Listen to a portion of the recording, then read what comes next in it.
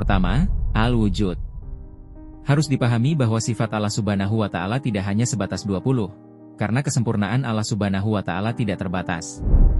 Hanya saja Allah tidak memaksakan kepada hambanya untuk mengetahui kecuali apa yang ia telah letakkan dalilnya. Dan itulah sifat yang 20 macam. Al-Wujud artinya ada, jadi wajib bagi zat Allah Subhanahu wa Ta'ala ada, mustahil tidak ada. Tentang dalil adanya zat Allah Subhanahu wa Ta'ala yaitu adanya alam ini baharu. Dalil baharunya alam ini karena ia berubah-ubah. Sifat wujud ada dua macam. 1. Wujud zati yaitu adanya zatnya.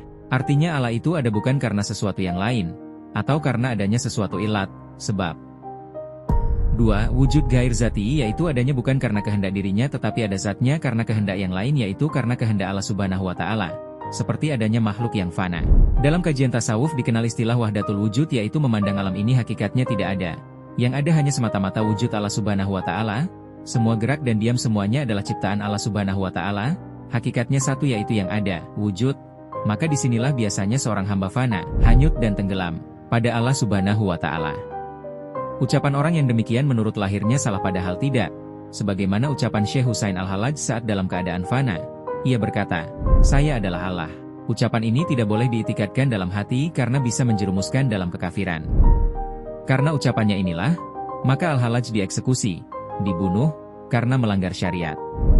Dalam kitab Hayat Al-Hayawan disebutkan bahwa para ulama berbeda pendapat tentang peristiwa yang dialami Al-Halaj. Ada ulama yang mengkafirkan, ada pula yang menghormati bahkan mengagungkan Al-Halaj. Pendapat yang perlu dipegangi bahwa Al-Halaj adalah sosok wali Allah, itu pendapat para ulama sezaman beliau dan ulama sesudahnya. Dan ini merupakan bukti akan kebenaran ucapan beliau karena terlalu dekat dan asyiknya bersama dengan Tuhannya sehingga ia tidak sadar akan ucapannya.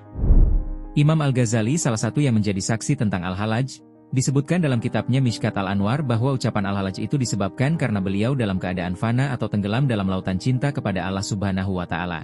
Imam Al-Tadzifi dalam kitab Kalait Al-Jawahir meriwayatkan dari Syekh Abdul Qadir Al-Jailani ketika beliau ditanya tentang ucapan Al-Halaj, beliau menjawab, Husain Al-Halaj telah terjatuh pada waktu itu dan tidak ada seorang pun pada masa itu yang menarik tangannya. Seumpama saya berada pada masa itu, maka akan kupegang dan kutarik dia sehingga ia selamat.